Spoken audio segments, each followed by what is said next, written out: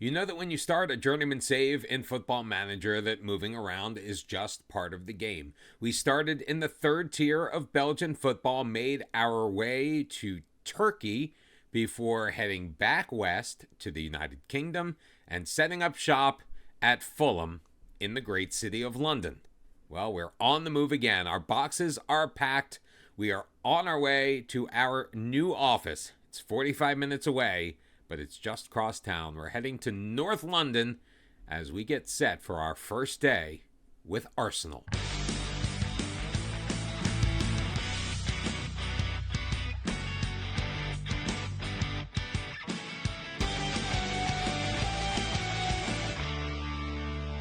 Welcome back, one and all, to episode number 106 of Bottom to the Top. I am Mr. Cellophane. It is the start of Season 1 in charge of the Gunners. And in a move that's sure to spark plenty of heated debate, Nick Bottom has left Fulham to join divisional rivals Arsenal.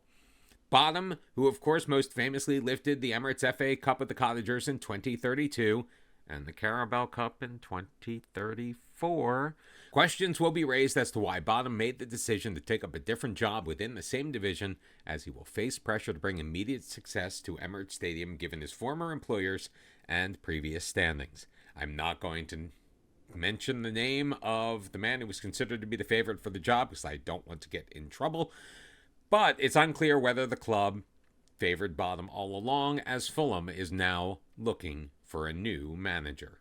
Media's got us predicted to finish third. The Emirates seats 60,704. We have excellent training facilities, superb youth facilities, exceptional youth recruitment, no transfer budget, $8 million to spend each and every week. The Gunners 2034 campaign is going to go down amongst the most frustrating seasons in their history, as they finished runners-up in the FA Cup and the EFL Cup to a certain Fulham Football Club and Nick Bottom. They are, however, the most successful club in FA Cup history. We're going to enter in at the third round, as we have been. We're going to be in the league phase of the UEFA Champions League. We enter the third round of the EFL Cup as well, after finishing fifth last season in the Premier League. Oh, and they won the Club World Cup in 2033. That's nice to know, too. It also appears they've been playing a system that we are very familiar with, a 4-3-3. Bukayo Saka, Reyes, Amada. So most of the names we mentioned are not, although Declan Rice is at the base of the midfield. Martin Odegaard ahead of him. Saliba is in there. Kemshaw, we talked in. Bae Jae-hoon, who we really, really wanted to sign at Fulham, but for some reason could not do it. Oh yeah, that's right, because he joined Arsenal. Would have been a great addition alongside Kim Young-suk and Kim Seon-il. We also have a Docres in goal, so it looks like Aaron Ramsdale, at least recently, has not been the starting goalkeeper here at Arsenal. We are expected this year to reach the latter stages of the Champions League while qualifying for the Europa League in the league, which is like, okay, so that's not that bad. You're talking a top 6 finish. Shouldn't be too hard. Next year, they want us to win the Premier League and then just keep winning the Premier League each year after that. When we took the job here at Arsenal, they did not ask us about making any changes to the backroom staff. We certainly would have offered up our suggestions if they had done so. However, that has not stopped a mini revolt happening at Craven Cottage, because no fewer than 11 staff members decided to walk following Nick Bottom's recent departure. They include coaches like Nicholas Hauser, Charlie Owen, Andrew Hughes, Vitor Matos, John Pitts, John Ochterberg, who is our goalkeeping coach, Daniel Banera, another coach who actually just re-signed a new contract, had to go through the whole process of getting a work permit, Nick Cox, the head of youth development, Kieran Trippier, our assistant manager, and Tate Manktelau, our set-piece coach, who is absolutely phenomenal. I don't know if we have the money to buy out our current set-piece coach and bring him in, along with performance analyst Eduardo Rosalino.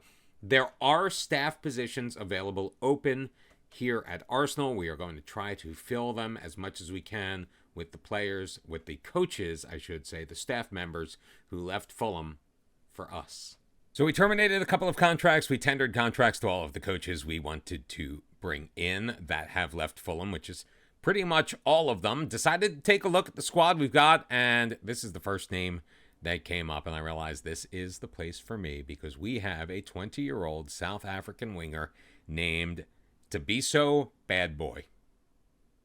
Thabiso Bad Boy. I love it. He may be 36 years old, but Aaron Ramsdale still holding his own. He's the number one for England. He's made 4 appearances so far in this World Cup, given up 1 goal, kept 3 clean sheets. So far, 138 caps for England in his career. I think even at 36, he's still our number one. Luckily, we do have a youngster on the rise to back him up. 21-year-old Jamaican-English dual national Dixon Dacre, 6'2", 180 pounds. He's got a massive aerial reach, great reflexes, perfect determination. His physicals are all very good. He gave up 14 goals in 15 total senior appearances. He's got a resolute personality. He is a good fit for what we are looking to do. And he is our number one for the future. Even at 33, William Saliba is quite the specimen. 6'4", can get in the air. He's still got quickness. He is a world-class center back, and we are very glad that he is going to be anchoring our defense. Heard mention of Thomas Kemschall, the 25-year-old English national, has made 20 appearances for his country, not currently with the team, which is a little bit telling. Very similar to Saliba, just 4 inches shorter. Great determination. His anticipation is very good. Marking, tackling, also above average. Doesn't love the big matches, but a driven personality. Yet another good Premier League player for our back line. Bae Jae-hoon is another great player from Suwon in Korea. You know that's where we got Kim Seon-il and Kim Young-suk over at Fulham. We wanted to add Bae Jae-hoon, but he chose Arsenal over the Cottagers. Well, now we have Bae Jae-hoon. Mental capabilities, love the work rate. Only 5'7", can't really get in the air all that well, but he's very agile. He is very quick, and he is deceptively strong for his size. Also in the mix, a little bit raw, the 23-year-old Brazilian Gustavo Hernandez could play basically any position up the center from the midfield on back. Great pace and acceleration. His natural fitness ain't so great. Hopefully it's not Khaled Ghanayem 2.0, but he's a good decision maker. He knows his positioning. Tackling, marking are also pretty good. Arsenal also is in possession of another fullback we were looking at Fulham. It is 19-year-old Alan from Brazil and Portugal. He's a dual national. He's capped 8 times for the senior team so far. He was a bit pricey, which is probably why we never pulled the trigger. He was already kind of developed with FC Porto. He is now over in England. Another fullback with great pace. This one has better crossing. This gentleman has better crossing. Still very defensively sound. Excellent decision maker. The work rate, but the resolute personality, something we love. And it seems like this Arsenal team has been built around personality. So a lot of that groundwork, well, we don't frankly have to do any of that. It's already here. Dauda Guindo, 31 years old, out of Mali, reminds me a little bit of El Shaddai Bichiabu. Kind of good overall, a nice guy to have around. Is he going to be a starter? Is he going to stick around? He's got some value to him. We could probably sell him for around $50 million. You know, if we do need to raise some funds, which we probably do need to raise some funds. But for right now, a good backup center back to have around. Actually, one thing I am noticing with this Arsenal side is the amount of versatility. Most of our defensive backs can play anywhere, either along the back line. Some can actually move into a slightly forward position. Ethan Butera is no exception. 28 years old, making 130 grand from Frosinone Calcio for 27 million. He signed through 2038. Probably is a very recent signee. Have to check out the history. 23 caps for Belgium. Has even scored a goal. He's versatile, great anticipation, nice professional personality, and he's got decent speed, decent jumping reach, decent anticipation, tackling, marking. Overall, not a bad player. Doesn't love big matches, but then again, it's been very rare to find a player who does. We can either keep him around for additional backup, or we can, again, try to use him to raise some funds to bolster the team in other places. Which leaves us with our last left back. It is 22-year-old English U21 international Jared Wildman. He is a product of the Arsenal development system. He's gone out on loans to Notts County, Millwall, Hull, West Brom, getting experience out of the way. Only one goal in his career. Sadly, he's got an unambitious personality, so I think the first person who is going to go is probably this guy. He's got the potential to be a decent Premier League player. He definitely has the speed. He's not too bad with his technicals, at least the ones that count. He's just kind of fair to middling, and he probably doesn't have a ton of upside left either. Doesn't have quite the speed and stamina as everyone else, but Declan Rice, well, this man is the legend in human form. 117 million to get him from West Ham a number of years ago. He has been a stalwart at Arsenal, making 366 appearances, and I don't see why that streak needs to end now.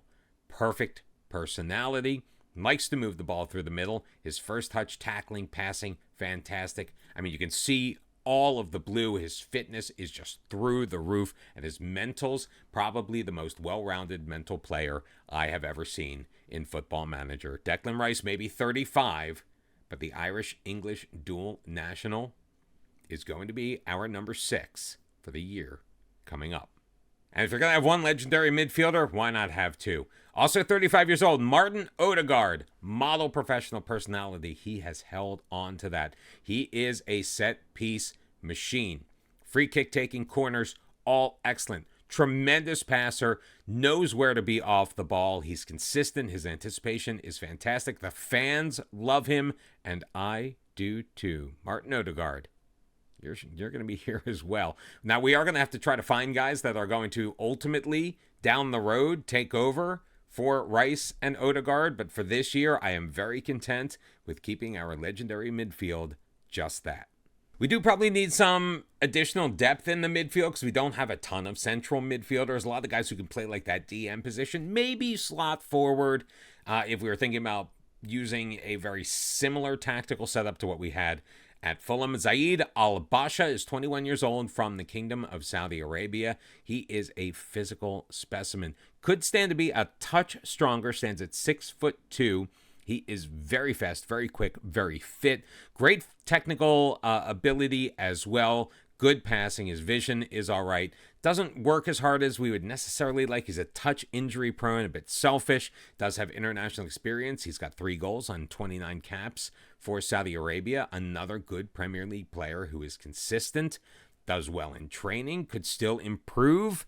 And he is versatile as well. Balanced personality. Don't love it. Wish he was a little bit more professional. Maybe that would get him a little bit further in life.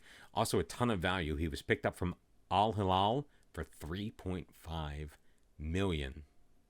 Fund the future.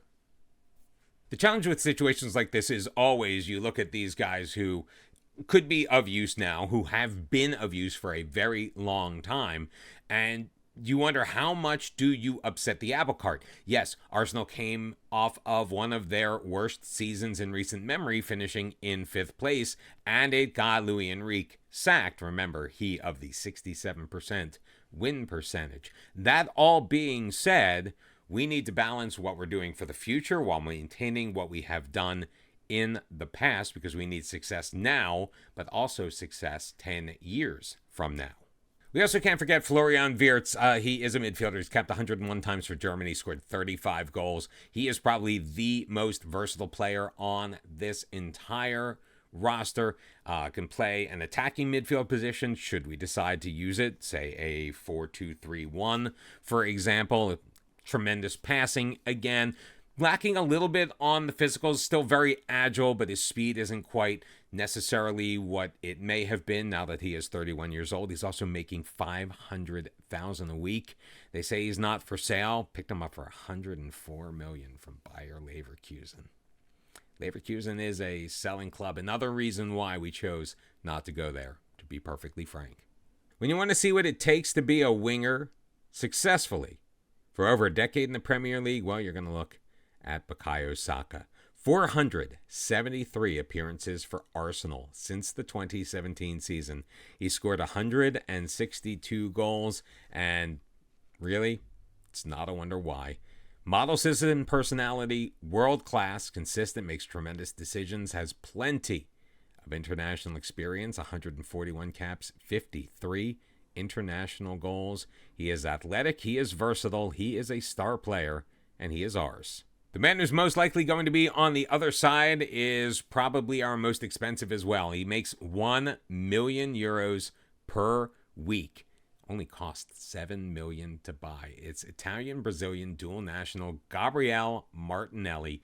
88 international caps, 30 international goals. Another tremendous player, another legend in this league. Mental abilities, physicals, technicals, all still there. Doesn't play a lot of defense, but he can move, and the fans love him. Gabriel Martinelli, again, could play the 10. He could play left wing. He could play right wing. He can do whatever we need him to do.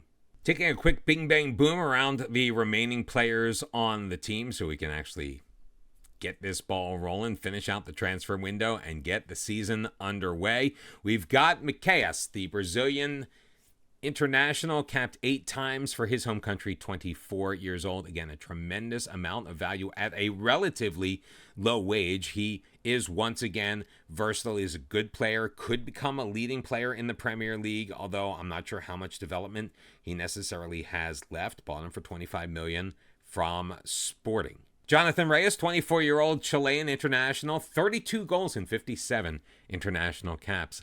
Another very quick. This guy is a striker. He can also play on the right wing. He likes to run down the right side with the ball. Driven personality, dribbling, finishing, first touch, all absolutely fantastic. Wonderful technique as well. He's consistent. He is a leading striker in the Premier League and can be for years to come.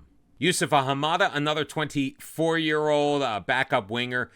Great flair, determination, true leader, model professional. I love these guys with their personalities. He's got 7 goals in 43 appearances for Arsenal. Again, the physical's fantastic. 5'11". Can't really get in the air as well as we necessarily would like. His long shots do need quite a bit of work. Decent crossing, decent dribbling, but once again, he is fast, he is steady on his feet. And finally, also at striker, 26-year-old Mexican international Martin Fernandez, 31 caps for Mexico, 11 goals for his country. Hasn't scored any in the World Cup, but he was representing Mexico as well. Didn't actually really have a great World Cup, to be fair. Dribbling, finishing, first touch, fantastic, good decision-making. And again, he is fast, he is agile, he is good on his feet. He's good in the Premier League, nice professional personality, almost at his full potential, so maybe it might be time to move him on and bring in a couple of younger faces to replace Rice and Martinelli. And, well, Ramsdale, I think we've got his replacement all picked out. Martin Odegaard, we shall see.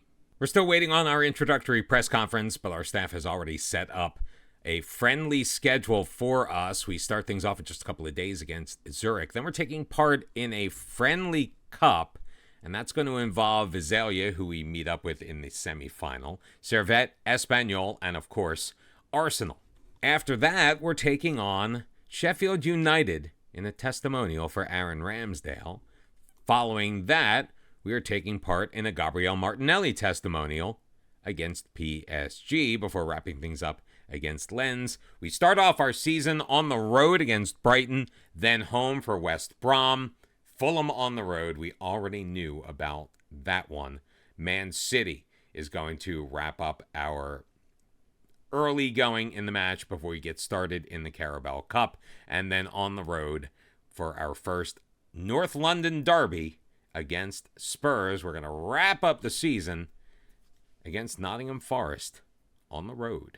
So far early in the preseason, the team has taken to the tactic that worked so well at Fulham Football Club. We still probably need to make a few tweaks, so I think I'm using an older version of it before I actually tweaked it for Fulham themselves. 6-1 victory over Zurich. Then we went to Geneva for the Friendly Cup. Now, this was a bit of a weird one. We had the semifinal on a Tuesday where we made quick work with primarily backups, although Martin Odegaard obviously got on the scoring sheet in that one. 3-0 was the score, and the final of the cup was the following day against Spain's Espanyol. Jonathan Reyes, a pair of goals, Gabriel Martinelli. We did have a nice mix of starters and reserves as we beat the La Liga side in front of 30,000 fans. 3-0. We managed to hold them to one single solitary shot on target. The reason why we're talking about this is we are getting ready for the Aaron Ramsdale testimonial, which is going to take place at the Emirates on Saturday, the 22nd, just 2 days away, against Sheffield United. What I did not realize was, when you look at the schedule, Aaron Ramsdale is set to retire on Monday, July the 24th. So he will not be our starting goalkeeper for this year. He's gone. It's going to be Docris. Luckily, I did look ahead. We have the testimonial coming up a week after against PSG for Gabriel Martinelli. Do not see a similar retirement on the books. Could be surprised. Maybe it's not up there yet. I don't know. We haven't done any business coming in as of yet besides shoring up our staff, mostly with former Fulham staff members that ended up leaving the club, as we talked about a little earlier. Once we left. 140 million worth of sales have happened. Most of this took place before we took over. Manuel Diaz went out on loan to St. Gallen, a decent-looking striker/winger, 19 years old, from Paraguay. See if he develops a little bit. We got him from Olympia for $1 million. He's worth a little bit more than that right now. Louis Ikechukwu was sold for $10.75 million to Nice. Again, this happened before we got here. We had no say, but the 26-year-old is on his way to France. This one, though, did hurt because this officially went through mere moments after we accepted the job at Arsenal. Junior Krupi, the 28-year-old Côte d'Ivoire, France, dual national with 36 goals in 42 caps and was an absolute beast against Fulham. He was sold to Milan, of all teams, for $44.5 million. Would have liked to have had Junior Krupi as part of the crew, if we are being perfectly honest. Turkish English dual national Uygur Öztekin on the way out, 25 years old, $22 million to Wolves. Another Turkish dual national, this time with Germany, Ayberk Karasa, going out the door for $14.25 million to Hellas Verona over in Italy. And this is one of the ones that I did. 31-year-old Malayan international, 3 goals and 97 caps for Mali. Dauda Guindo, left back, 31 years old, making a ton of money that we got off the wage bill. I don't believe his current ability is where they say it is. Doesn't like big matches. He's adaptable, so he is off to the Kingdom of Saudi Arabia. We sold him to Al Ali for 40 million euros. He's making $950 a week over there, 950,000 that is. I wonder how much he was making here. Well, it's too late to find out now, but it was a lot. We need to save money. We need to bolster our bank balance just a little bit, start paying down some of that debt so we can start to really do what we need to do to make Arsenal a beast in the Premier League once again. After all that, we still do have a decent amount of debt. 13 million has been placed into the transfer budget. We are not going to be touching that right now. We've also opened up a little bit of room in the wage budget. I think Aaron Ramsdale leaving is going to help. I'm not sure if that's factored into any of these numbers yet. It's a little disappointing that we won't have him for this year. I think Docris is going to be a very capable starter, but he is only 21 years old, which is one of the primary reasons we kept Nicolas Shavlina instead of just elevating Kim Seon-il at Fulham. Kim Seon-il was a very good goalkeeper when he played. We just weren't sure if he was ready to be the guy. Is Docris the guy here? Well, we're going to have to find out. Aaron Ramsdale managed to keep the clean sheet as Arsenal beat Sheffield United 2-0 on Aaron Ramsdale testimonial night. We had Pepe, we had Dauda Guindo, Jakub Kiwior, all coming back to participate and pay their respects to Aaron Ramsdale. And Guindo, he two-footed tackle, got sent off. I'm very glad I got $40 million for him, because if he was still on my team, I'd be pissed. As we get prepared for the PSG match and the testimonial for Gabriel Martinelli, thought it best to take a very quick look at the season preview. Arsenal predicted to finish in 4th place, 5-1 odds of winning the Premier League. Fulham in 6th, which is probably amongst the highest positions we've ever been in. 2 members of the Arsenal playing 11 are in the Media Dream 11. That is Saliba and Saka. Wait, where? Nope, I don't see any Fulham players there. And you must be kidding me. Louis Enrique and Nick Bottom just swapped places. Enrique gets sacked by Arsenal. We take his spot. Because we took his spot, we left a vacant seat at Craven Cottage. And the 64-year-old, well, that's where he ended up.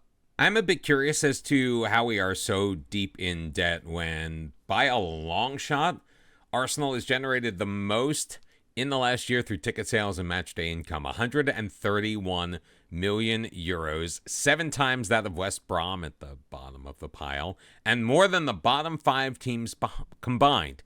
So that means we brought in more money than West Brom, Brentford, Southampton, Burnley, and Ipswich. Yet somehow, we are nearly 200 million in debt. Well, he was a good, young, versatile player for us at Fulham, but the 21-year-old Armand Diaby is no longer in England. Shuttled off to Valencia to the tune of 59 million euros. I was about to get into how we spent $9.5 million on Diaby, so not a bad piece of business by Fulham, I guess, at least in the short term. And then I find out that Barcelona want William Saliba. And worse, William Saliba is going to become unsettled if he's not allowed to speak to Barcelona.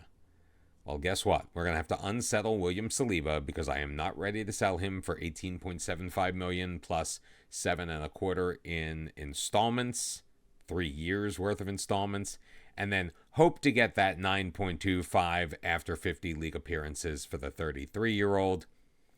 We actually have a bit of dearth of depth at center back, in my personal opinion, so I would rather keep him than lose him. As predicted, he was not happy. Luckily, we were able to compromise, and we said, hey, they didn't give us enough. He's like, fine, I get that. We worked out a deal, $40 million. If we get $40 million, then Saliba can go. The Martinelli testimonial went just as well. A 1-0 victory at home over PSG. Miqueias with the lone goal in the 75th minute. This one was a little bit closer, and no, none of the players who came specifically for this game got sent off. So Gabriel Jesus and Kai Havertz both left the pitch under normal circumstances.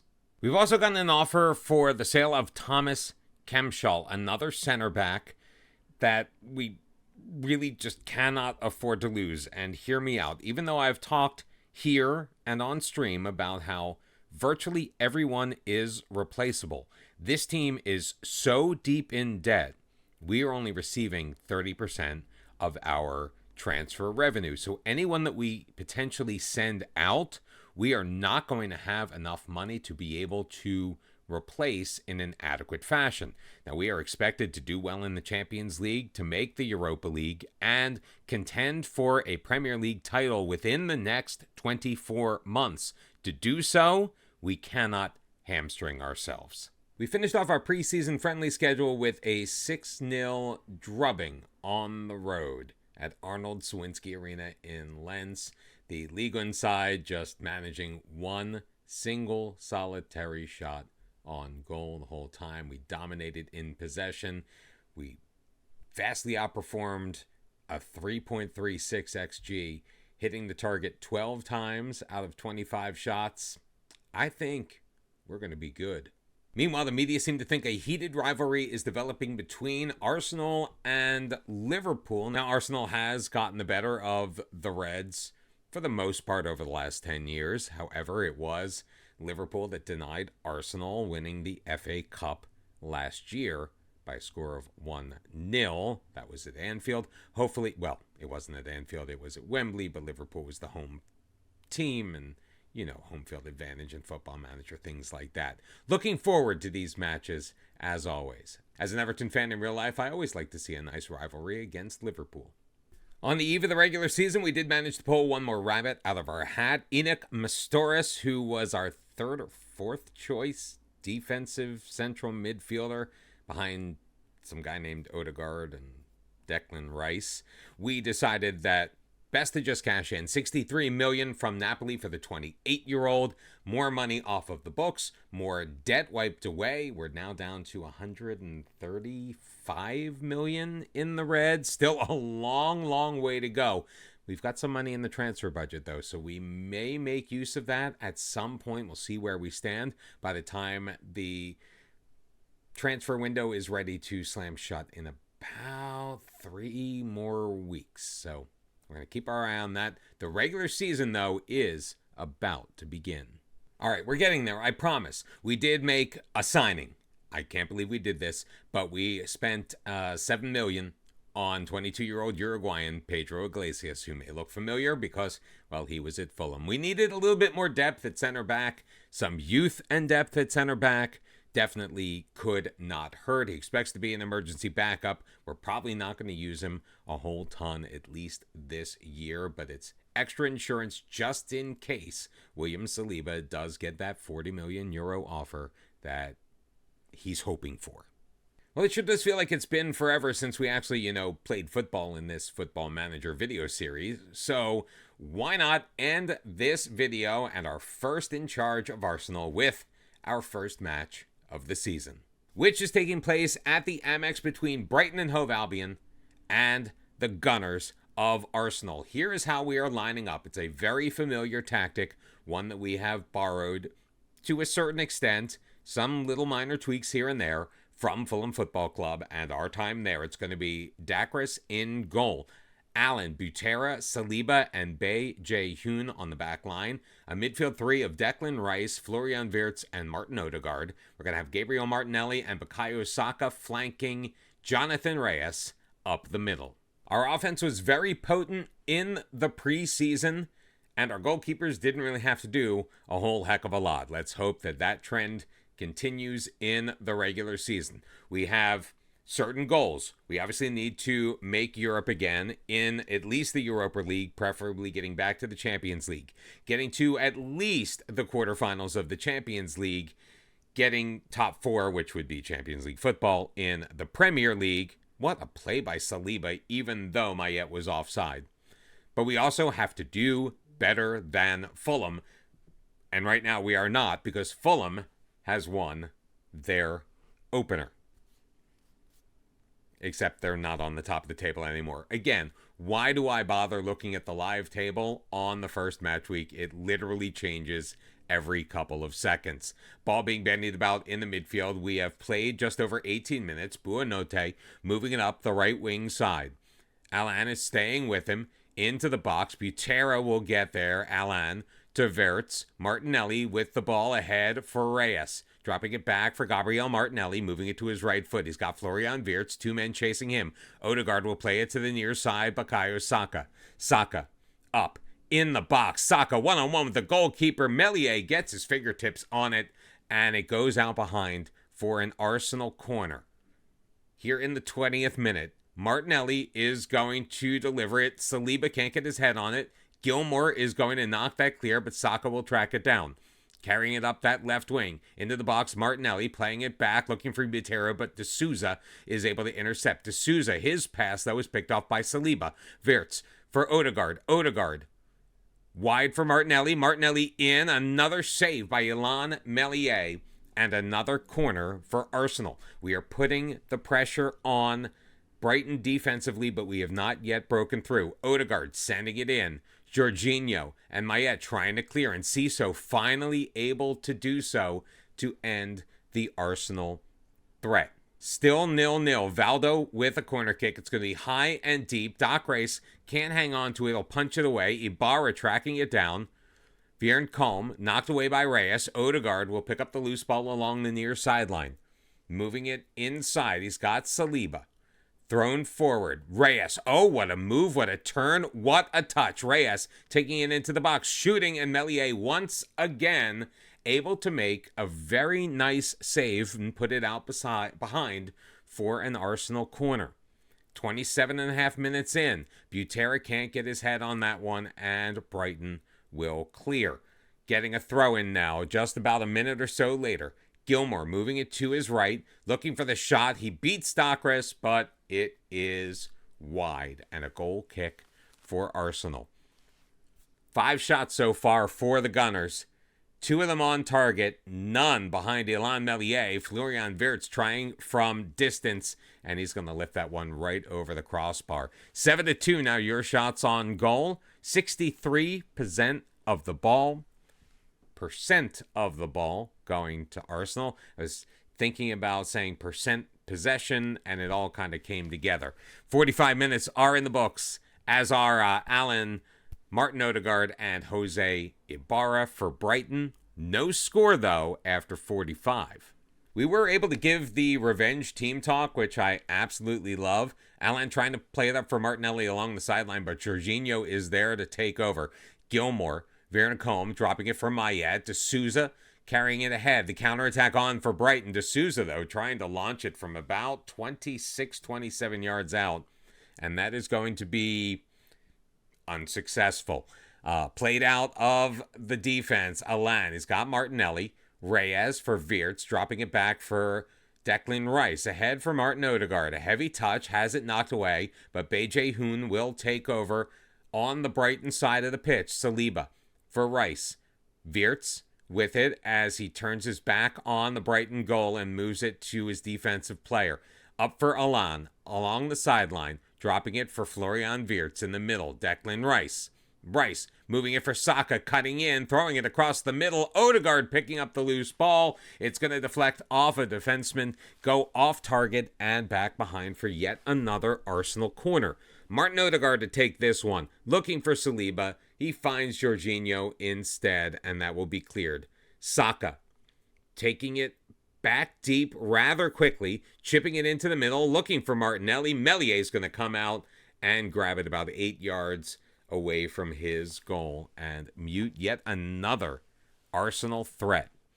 Again, that live table, not the be-all, end-all. We're currently sitting in 8th place, and we just dropped down, of course, as more teams begin to win.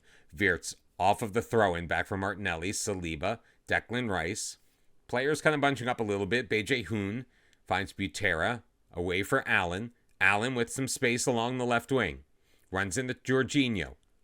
Played over. Declan Rice. Wirtz in the middle. Odegaard. Quick shot and a save made by Ilan Meslier. Yet another Arsenal corner. Can we finally make the 5th time the charm? No, but we do keep control. Odegaard. Saka ricocheting off and tipped behind by Meslier. Another Arsenal corner. I feel like I'm going to be saying this a lot throughout this season. Odegaard, Saliba, Reyes, near post. First goal of the year. It's in. Are they going to call him offside? There is a possibility because of where he was positioned and the way things are going, and they have, in fact, disallowed the goal. We've played just about 65 minutes. Another corner for Brighton this time. Reyes looking to knock it away. Valdo's going to get there first. Running into Reyes. Valdo's still with it. Will shoot and score. And Valdo with his first goal of the year. So all of the pressure we have put on, all of the opportunities that we have had, and it is Brighton at home that breaks through first. Valdo beating Dockress for his first of the year.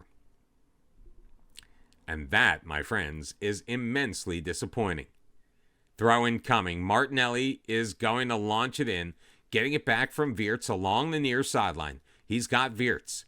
Saliba with it. Ahead. Odegaard turns. Meslier, another save made. Ilan Meslier has looked world class today against this Arsenal assault. Martinelli, oh my goodness, Meslier made another save. I don't even know what it is we could possibly do to break through in this match. Macias is going to come in for Gabriel Martinelli. Jonathan Reyes will remain in place. Alon will be taken over by Jared Wildman. Ethan Butera for Kempschall, who still under a potential bid from Bayern Munich. So we kind of kept him out of the start of this one just in case. We're not selling him to Bayern Munich. So we are actually going to go into a more attacking mentality. I cannot believe we are running the risk, after all that we have done in this match, we are running the risk of not only losing our opener, albeit on the road, but also falling behind Fulham. We need a goal just to equalize and come away with 1 point. Saliba controlling. Wirtz from distance. That will be tipped wide by Meslier. Well, I guess it ricocheted off of somebody and was deemed offsides. 65% possession. 16-8 your shots on goal. But the score, 1-0 to Brighton. Looks like it was goals from Toshimitsu Endo and Tom Burford that put Fulham up 2-0 at home over Spurs. See, they had a home game. I'm sure they will fall back down to earth, although we did set them up for success. Man U, 6-1 over Brentford. 5 goals for Acosta in that match. Well, obviously we have to do better next time, and that will be tomorrow. We're going to play our match against West Brom off camera. We are coming back for the 3rd match of the season because we are traveling to Craven Cottage to take on our old team in Fulham and Fulham's manager's old team in Arsenal. Thank you very much for joining me today. I appreciate you watching the videos, leaving the comments. Make sure you like this video. Also, subscribe, please. Really help us out. Anything that you can do that doesn't cost any money to support the channel is always greatly appreciated, and we will see you tomorrow as we return to Fulham. Till then, au revoir.